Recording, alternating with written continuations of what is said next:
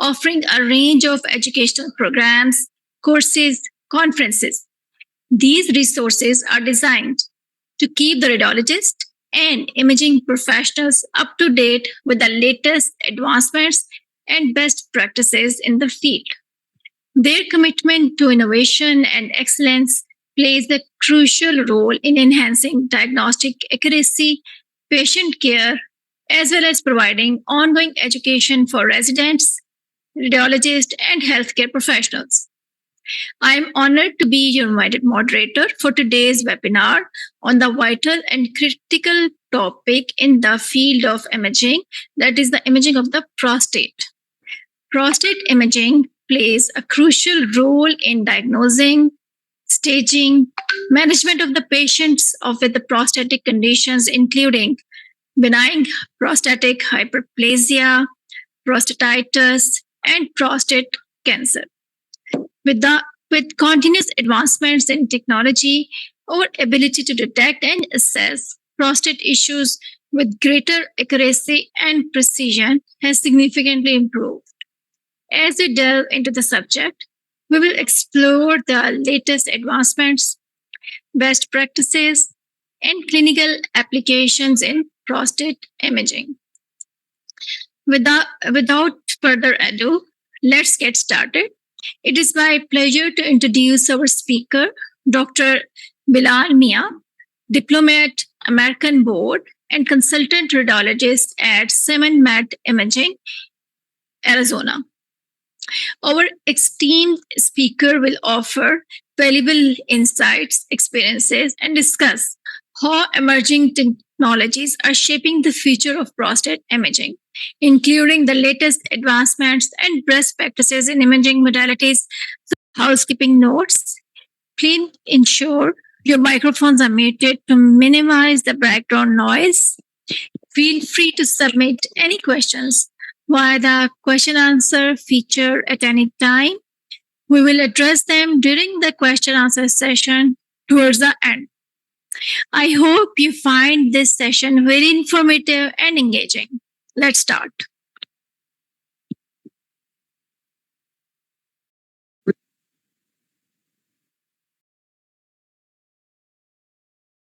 Assalamu alaikum, everyone. Thank you for joining me for this presentation, and special thanks to Professor Asim for organizing this.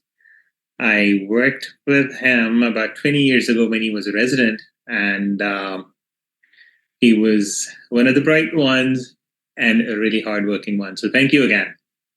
So regarding this presentation, I'm going to talk briefly about the history of prostate imaging and basically concentrate mainly on what we do today, how we work up prostate cases. I will present a couple of examples of cases and how we work them out, and what the implications of prostate imaging are these days, and where are we heading to in the near future.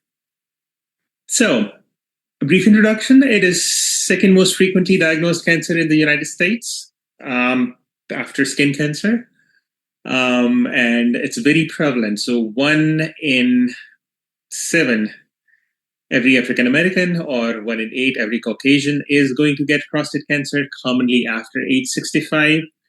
And it's the leading cause of death for older males, older than 85 actually. But the good news is that 5-year survival is close to about 90% if it's diagnosed early. The screening algorithm for diagnosing prostate cancer has changed over the past decade, actually. And similarly, the role of MRI for prostate imaging, the diagnosis and management of prostate cancer has also changed during this time as well. So previously, prostate was mainly utilized for the staging of prostate cancer. So you had a patient who had prostate cancer.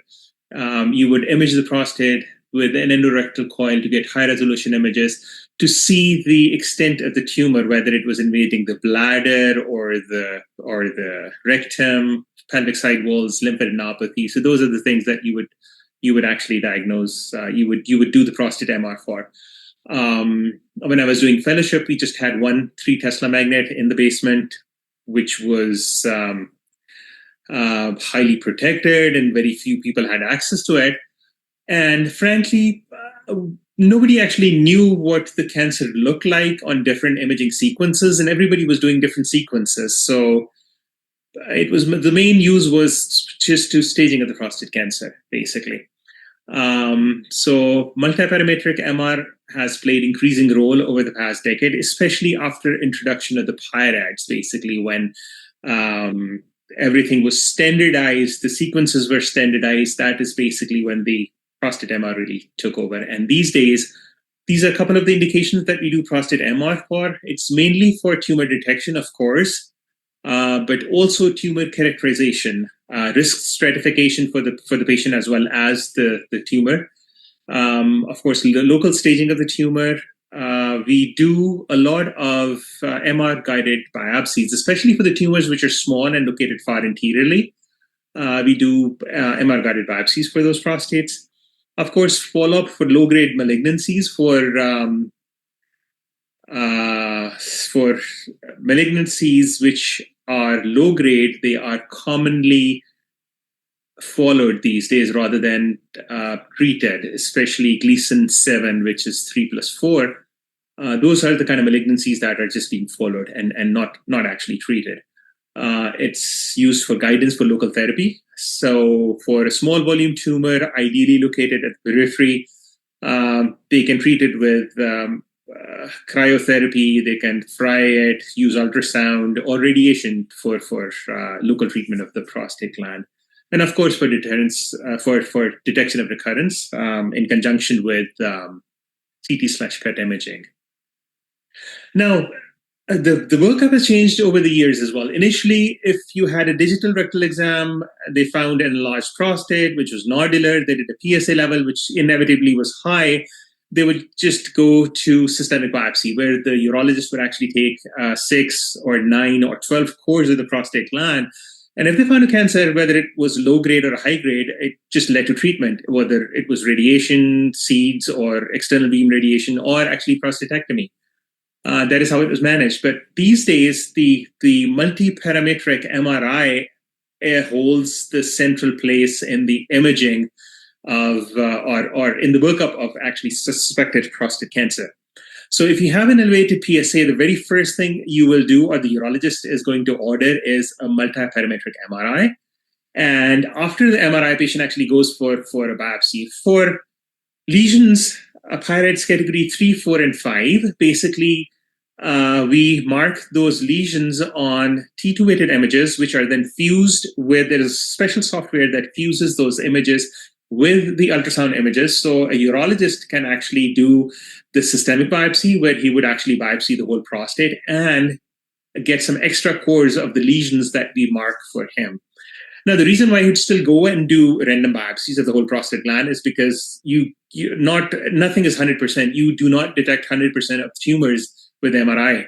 As much as 10 to 15% of the tumors are just not visible on the MRI. You just cannot pick them up because they do not follow the T2 signal abnormalities or the diffusion abnormalities like most of the prostate tumors do.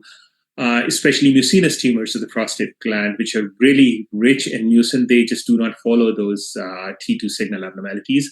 So they would still go ahead, do a fusion biopsy and a systemic biopsy. Now, depending on the results, if you have a negative biopsy and a negative MRI examination with no suspicious nodules, the patients are generally followed up, probably yearly PSA levels.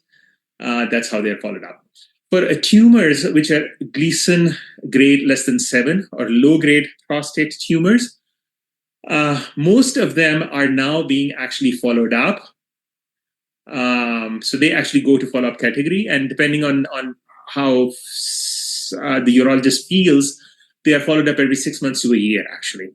And for the tumors which are high grade, they're treated using different imaging modalities, and of course, they are staged with CT/PET imaging as well. Now, the PIRADS is basically what's changed the whole imaging of the prostate gland. It stands for Prostate Imaging Reporting and Data System. And the main objective for PIRADS imaging, especially PIRADS 1, was promotion of the MRI for detection of cancer. Nowadays, it is mostly for standardization of the interpretation and reporting, and comparing inter-observer interpretation and variability, and reducing the variability is what we are aiming towards. So everybody reads it exactly the same way. The nodules should be read the same way by different radiologists. And so this would facilitate quality assurance and, of course, research for those nodules. And that is how we detected different nodules, how we would categorize them, and what's the probability of finding a tumor in those nodules.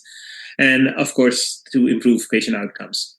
So PIRADS version 1 came out in 2012, and that was the European Radiologists, European Urological Society, I believe. And that mainly actually, number one, it promoted the use of MRI. And secondly, what it did was it actually defined different grades of prostate nodules from 1 to 5, but it didn't actually give clear definitions of those nodules, and no particular management was proposed for those nodules. So that actually started prostate imaging. And after that, it really took off in 2015 when they came out with PIRADS version 2. And that was the seminal paper that defined the nodules, give clear-cut definitions for what the nodules should look like, how we categorize those nodules, and ultimately came out with PIRADS category 1, 2, 3, 4, or 5. And then it actually defined how these nodules should be managed as well. And recently, in 2019, those criteria were modified a little bit more, that I'll discuss later on, to clarify them a little bit more, and how to characterize them. Now, like other RADs that we have in radiology, like BIRADS, LIRADS, PIRADS actually follows the same nomenclature. So PIRADS 1 would have very low probability for a clinically significant cancer. PIRADS 2 would still be a low probability for finding a cancer. PIRADS 3 is basically intermediate. It's just a coin toss, hit or miss. You may or may not find a cancer. But PIRAD 4 is basically high probability of finding a malignancy, and PIRADS 5 would be a really high clinical suspicion for finding a nodule, for finding malignancy, actually. Now, the prostate gland is basically divided into, for description purposes, when we mention it in the report, we just mention the transition zone. Everything in the center, we call a transition zone, and the periphery is called the peripheral zone. And starting from apex to the base, the transition zone is divided into anterior and posterior transition zones. And when you get to the base, the area around the seminal vesicles is called the central zone. As far as the peripheral zone is concerned, basically, you divide them into, again, anterior and posterior portions, but the posterior portion is further divided into posteromedial and posterolateral parts, basically. And here's what a normal prostate should look like. The transition zone is in the center, and it's rare to find a transition zone which would be homogeneous. You would almost always find nodules and heterogeneity in the transition zone. This is what a transition zone would actually look like, going from the apex then all the way up to the base. As far as the peripheral zone is concerned, it should be nice, homogeneous, bright T2 signal. This is what actually it should look like. This would be a nice example of a bright, homogeneous T2 signal in a peripheral gland. And if you see a homogeneously low signal intensity in the peripheral gland, that generally reflects its chronic infection or inflammation. But another thing to keep in mind is a lot of patients who are treated with hormonal therapy actually lose this bright T2 signal, and it sort of becomes homogeneously dark. So this is actually going all the way towards the base of the prostate gland, again the peripheral, and then you ultimately enter into the seminal vesicles. Now, how we characterize the lesions, how the lesions should look like. So on T2 weighted images, basically we start with the peripheral zone lesions. This is what a normal peripheral zone should actually look like. This would be T1, this would be actually Pirates 1, basically, or Pirates 1, which is normal. Any wedge linear shaped signal abnormalities are categorized as 2, Pirates 2. And these are commonly resultant from either infection, or most commonly infection, and most commonly represent just scar tissues over there. Pirates 3 would be sort of ill-defined heterogeneous signal abnormality. This is what it would look like, or this is what it would look like. So it doesn't have any well-defined borders, and it sort of has heterogeneous signal. It does not have a homogeneously low signal intensity.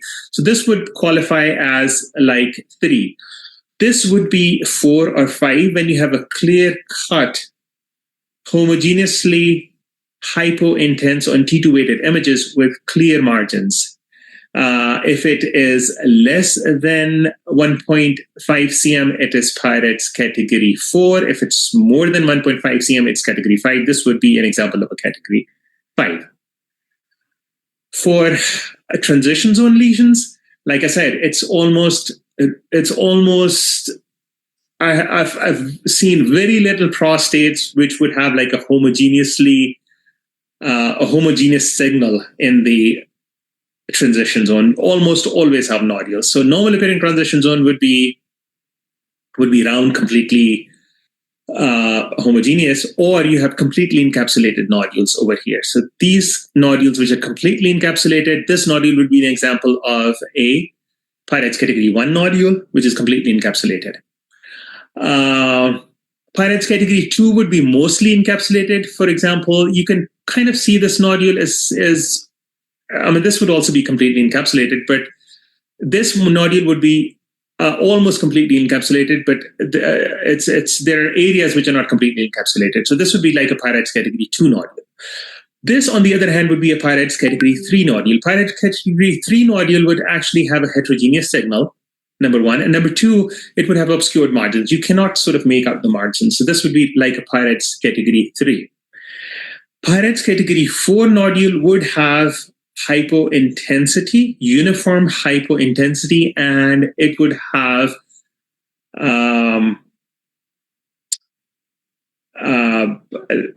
less than 1.5 cm would be a Pirates category 4, and greater than 1.5 cm would be category 5. But this sort of has like ill-defined margins, but it would have a homogeneous moderate hypointensity on T2 weighted imaging. Now, as far as diffusion and ADC is concerned, basically, one would be no abnormality. You just have a homogeneous, this is basically ADC imaging, and this is diffusion imaging. So diffusion and ADC, you have no signal abnormalities which stand out from the background. So this would be a background. There's nothing that stands out. Now, 2 would be linear or wedge-shaped signal abnormalities, like linear or wedge-shaped nodules that you would find on a T2 weighted imaging. So if you have linear or wedge-shaped signal abnormalities in the peripheral or the transition zone, that would be characterized as Pirates category 2. Pirates category 3 basically would be focal. That means it is different from the background. So this is like a focal abnormality, but it could be bright on diffusion and dark on T2, but not as bright and as dark as you would find on 4 or 5. Or alternatively, it is really dark on ADC, but you don't find abnormality on diffusion rated imaging. Or you would find a really bright thing on diffusion imaging, but you wouldn't find anything on ADC imaging. So it shows signal abnormality on one and not the other, or it is slightly bright and slightly dark, but not as bright and as dark as Pirates category 4 or 5. So that's how I would say a Pirates category 3 ADC lesion look like. This would be a Pirates category 4 or 5, where you have really dark ADC imaging and really bright diffusion weighted imaging. If it's, again, less than 1.5 cm, it's Pirates category 4. If it's more than 1.5, it's going to be Pirates category 5. Now, as far as dynamic contrast administration, the only area of prostate that it really matters is the peripheral gland. So if you have a nodule, which is Pyrex category 3 in the peripheral gland, and you have a positive early and focal enhancement, then the rest of the gland, then it would be upgraded as to Pyrex category 4 or 5 nodule.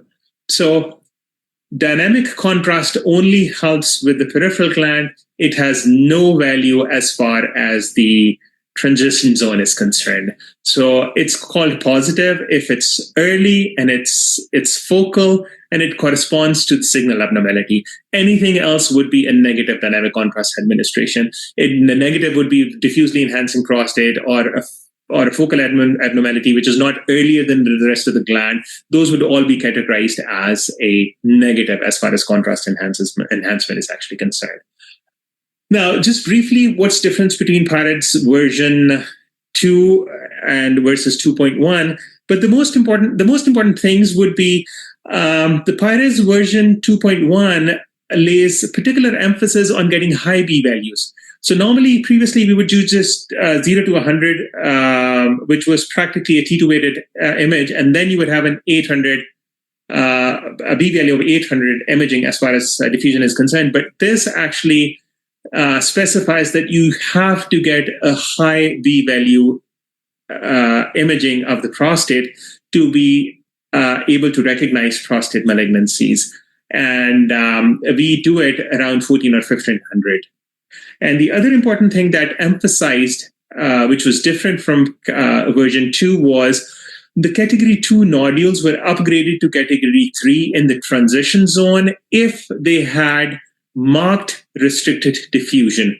So that was one thing that was different. And another important category was PIRADS category M. There are some tumors that this is a prostate malignancy, but it does not follow the signal abnormalities of the say 90% of the prostate tumors. And those are the mucin-rich tumors. They do not follow the characteristics T2 signal abnormalities, and they are quite different. They behave differently, but you could tell the malignancy is there because they are sort of distorting the prostate gland. It's extending beyond the capsule. And those are the lesions which are categorized as PIRADS category M. Now, this is the algorithm that we follow when we look at the nodules, and I'll keep coming back to the same algorithm. But the take-home point of this is when you're looking at the peripheral gland, the most important sequence is the diffusion-weighted imaging. And when you're looking at the transition zone, the most important sequence is the T2 weighted imaging, because that is what determines whether it falls into 1, 2, 3, 4, or 5. And then you can further subdivide them differently. So for example, if I have a peripheral zone lesion, I look at the diffusion weighted imaging and there's no diffusion abnormality, it's going to be 1. If there is a PIRADS category 2 diffusion abnormality, which is linear or wedge-shaped, it's going to be PIRADS 2. It cannot be PIRADS 3, 4, or 5. However, if I find a PIRADS 3 lesion on diffusion, so it is dark on ADC, but it's not that bright on diffusion-weighted imaging, then I go on and look at the contrast enhancement. If it has early contrast enhancement and focal contrast enhancement, I would call it PIRADS category 4, and that would actually lead to biopsy. So for the lesions that are already too bright on diffusion and too dark on ADC, those are PIRADS category 4 and 5, and that is basically diagnostic for a prostate cancer. Now, on the other hand, when you're looking at the transition zone, you look at T2 weighted imaging. So if you have classic encapsulated nodules or nodules which are near complete encapsulated, those are PIRADS category 1 nodules. No matter what signal abnormalities they have, they are categorized as PIRADS category 1 nodules. So it does not matter whether they have restricted diffusion. It does not matter whether they have enhancement or not. They are always PIRADS category 1. PIRADS category 2 nodules, however, what happens is if they have really bright diffusion and really dark ADC, they can be upgraded to PIRADS category 3 nodules over here. So as far as Pirates category 3 nodules are concerned, those are the nodules which are sort of heterogeneous signal. Those are sort of ill-defined. They're not encapsulated. If they are, again, if they have diffusion signal abnormalities, they again get upgraded into Pirates category 4. So 2 can be upgraded into Pirates category 3, and 3 can be upgraded into Pirate category 4, depending on diffusion-weighted imaging. And Pirates category 5 nodule is always a Pirates category 5 nodule. So let's look at Pirates category 1. So this prostate, looking just at the, not at the transitions, look at the peripheral zone, you see a homogeneous bright signal. This unfortunately was wiped out by an artifact, and you have a homogeneous T2 signal. You don't see any nodules. This is like an artificial intelligence software that we are using that picks up the prostate nodules. It mainly it's mainly based on how dark it is on T2, how bright it is on diffusion, and how dark it is on ADC. So nothing on the AI software either. So basically, looking at these two imaging sequence and this one, this would be Pirates category 1. So again, diffusion-weighted imaging, there was diffusion category 1, it remains category 1. So as far as Pirates category 2 nodules, I'm going to take an example of, say, this nodule. It's near complete encapsulated. There is nothing on ADC imaging, and there is nothing on diffusion imaging on these images. So this nodule would be characterized as Pirates category 2. So Pirates category 2, again, we are looking at the transition zone. So let's go look at the transition zone. It looks like a Pirates category 2. There is nothing on the diffusion. It remains as a Pirates category 2. Again, this was a Pirates category 2 as based on my T2 weighted imaging, nothing on diffusion. It remains Pirates category 2. Now, another example of Pirates category 2 nodule in the transition zone, in the peripheral gland. So you see this linear or wedge-shaped signal abnormality. Again, it's same linear or wedge-shaped signal abnormality on ADC, but there's nothing on diffusion-weighted imaging. So looking at these images first, as far as the peripheral gland is concerned, this is the sequence we look at first of all. And we see it's Pirates category 2. This corresponds to a Pirates category 2 lesion on T2 as well. So looking at the peripheral gland, we have a Pirates category 2 lesion. It remains a Pirates category 2 lesion. It does not go to Pirates category 3, 4, or 5. So this is a Pirates category 2 lesion. Now we are looking at a lesion in the transition zone. So for a transition zone, we look at the nodule. First of all, we look at the T2 weighted images as far as transition zone is concerned. So for transition zone, look at T2 weighted imaging. This sort of looks like a Pirates category 3 nodule because it has sort of heterogeneous signal. It has ill-defined margins. So this would be a Pirates category 3 nodule. This would be a Pirates category 3 nodule based on T2 weighted imaging. Now, whether it remains as a Pirates category 3 nodule or whether it gets upgraded to Pirates category 4 nodule depends on diffusion weighted imaging. So we go take a look at the diffusion imaging. It is really dark on ADC, but there is nothing out of the ordinary as far as background is concerned. This area is similar to this area. So this would be Pirates category 3. So looking at our algorithm again, so we have a Pirates category 3 nodule with nothing on diffusion. So this remains as Pirates category 3. So again, this nodule remains as a Pirates category 3 nodule. Okay, now we are looking at the peripheral gland nodule. So here's the nodule in the peripheral gland, which is really dark on ADC and really bright on T2. Again, looking at our algorithm, peripheral gland, diffusion weighted imaging. So this would be somewhere category 4 or 5, depending on the size. I think it looks more than 1.5 cm or maybe not. So it is Pirates category 4 based on the diffusion imaging, really dark on ADC and really bright on diffusion weighted imaging. Look at the T2, it is circumscribed, low signal intensity in the peripheral gland. Again, looking at the algorithm, so this was Pirates category 4, it would remain as a Pirates category 4 nodule. Now, another example of a peripheral zone nodule. When we're talking about peripheral zone, again, peripheral zone, we look at diffusion weighted imaging. So looking at diffusion-weighted imaging, we have really dark on ADC and really bright on diffusion. This is a well-defined encapsulated nodule. This is the AI software that we used, which marks this nodule for us. And this is basically what we marked for the urologist as well. So this would be PIRADS category 4 based on diffusion. And looking at our algorithm, diffusion PIRADS category 4 for a peripheral nodule, this remains as a PIRADS category 4 nodule. So next example would be a nodule that you basically find in the transition zone. So for a nodule that is located in the transition zone, you basically look at T2 signal abnormality. For a transition zone, you look at a T2 signal abnormality. So this looks like a PIRADS category 4 or a 5, where you have a moderate hypointensity and no encapsulation. Ill-defined margins, moderate hypointensity. And you look at diffusion-weighted imaging, it is really dark on ADC and really bright on diffusion-weighted imaging. This is the AI software that we use, which marked this nodule for us. So this would be classified as a PIRADS category 4. It started off as PIRADS category 4 based on T2 weighted imaging, and this remains as a PIRADS category 4.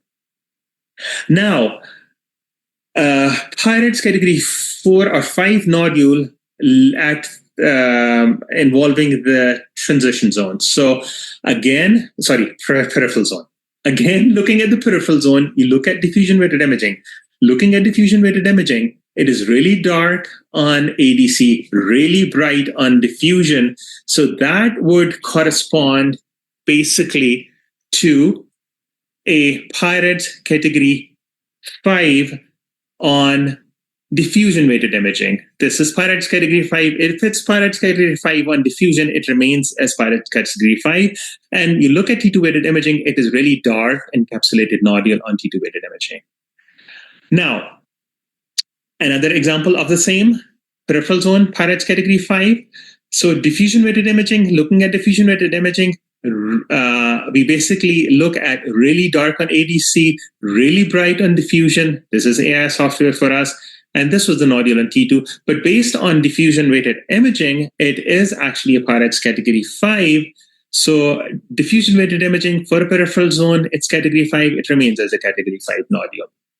Now, what do you do when you have the whole gland which has an abnormal signal? So this patient actually had diffusely infiltrative gland which was filled with tumor. So this is all actually a transition zone which is really dark on T2. So the whole gland was actually involved. It is dark on ADC and it is bright. The whole gland is bright on T2.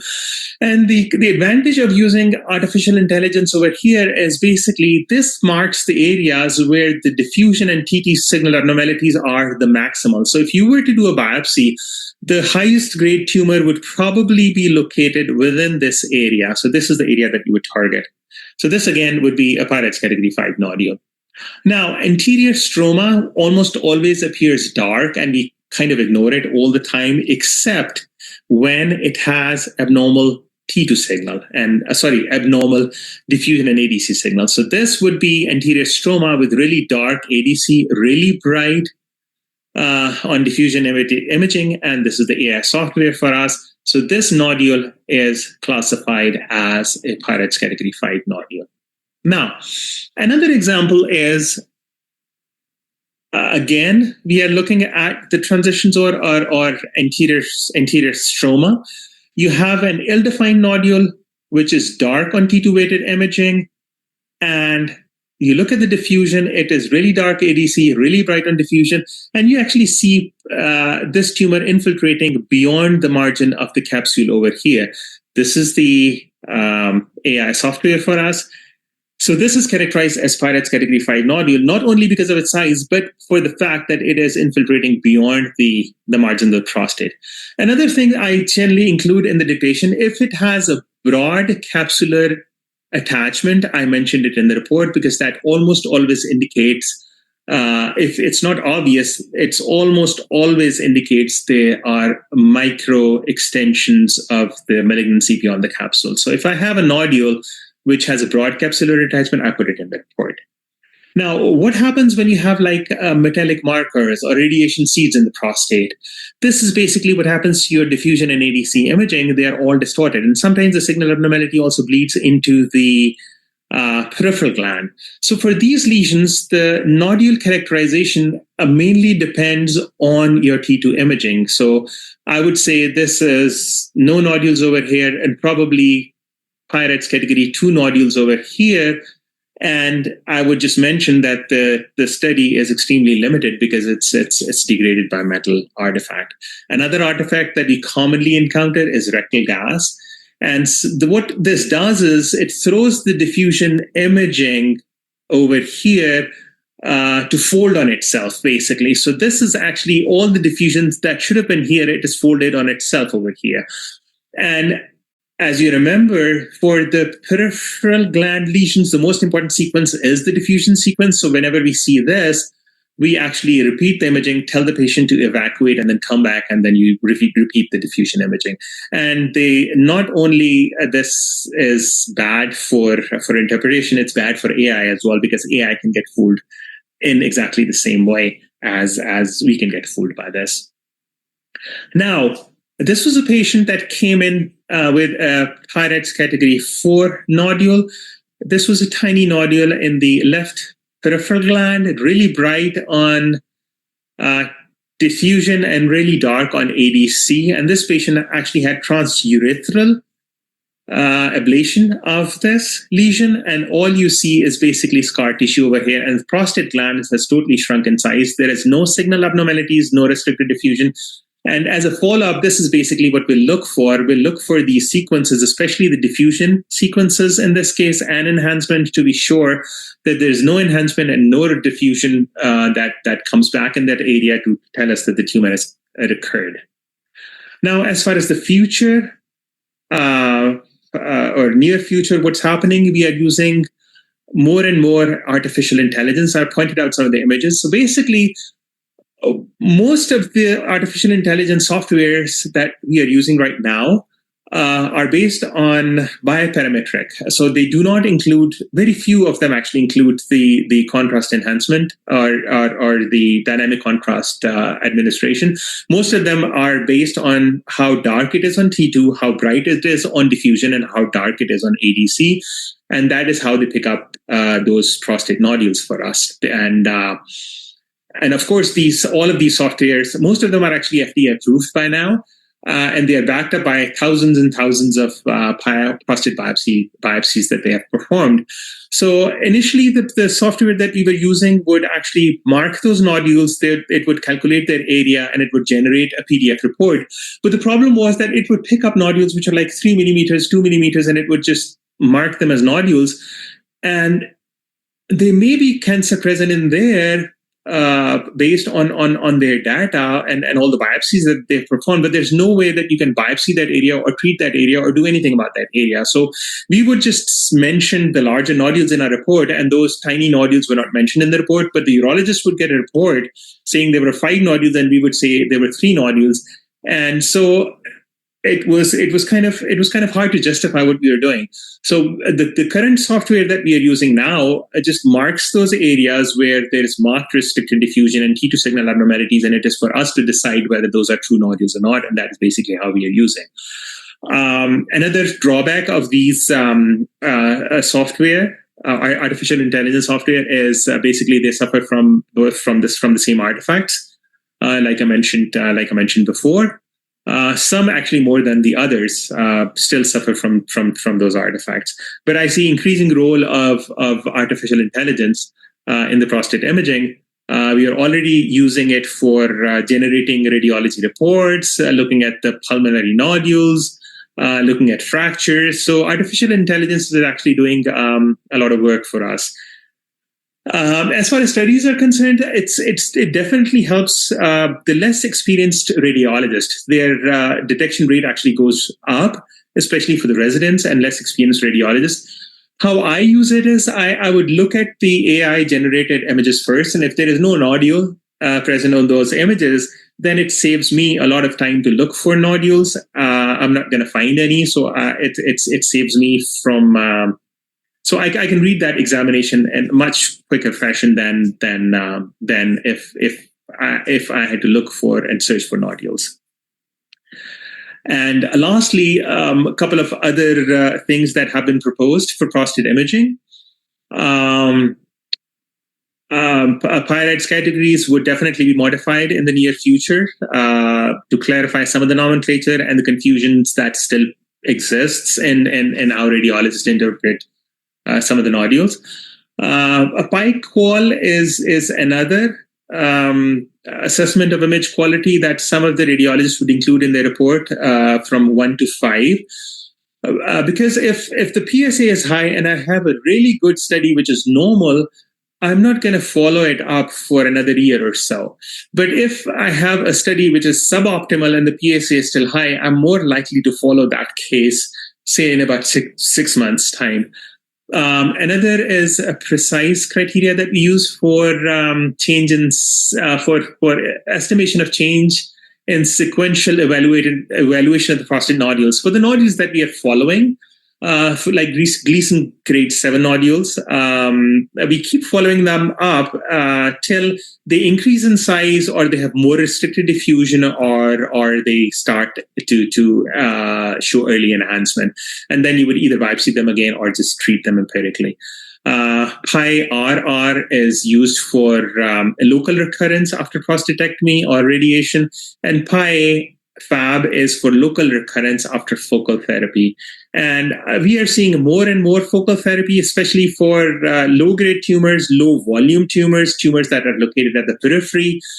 They can either do focal radiation or cryotherapy, but most common is a high-frequency ultrasound, where you can just fry either half of the prostate or quarter of the prostate, and then you follow them up.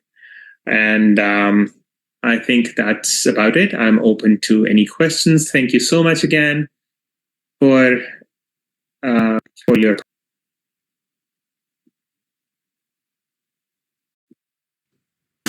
أعوذ بالله من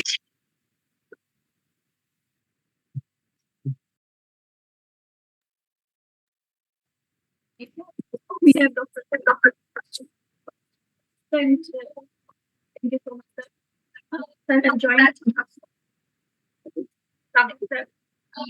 Thank you so much for the excellent talk.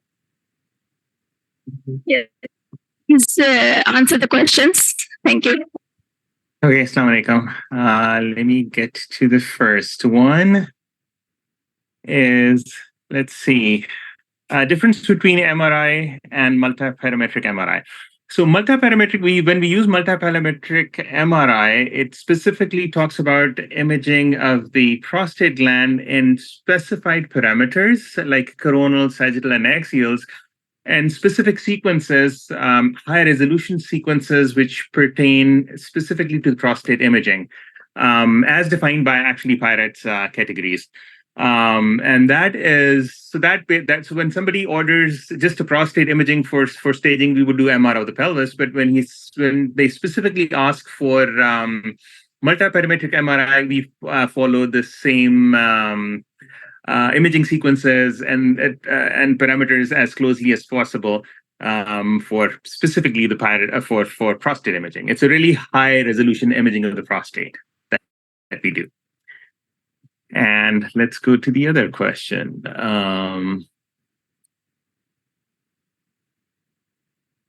Okay, how to differentiate infection versus granulomatous prostatitis? Now, Pyrites actually defines the probability of finding a cancer, actually. And like I said, nothing is 100%. Granulomatous prostatitis would be something that would be really hard to differentiate from a prostate carcinoma, just based on the imaging itself, especially if the granulomatous prostatitis is very focal. More often than not, it's more diffuse. You do not have, especially occurring in the peripheral gland, you don't have those very well-defined T2 signal abnormality like you would in Pyrites category 4 or 5 nodules. Granulomatous generally would be more diffuse, but however, if granulomatous is very focal, it could very well be Pyrites category 4 or 5 nodule, and of course you'll have to biopsy that. That is one of the I would say drawbacks of I wouldn't call it drawback, but that those are one of the things that you have to deal with, and sometimes you cannot differentiate one from the other.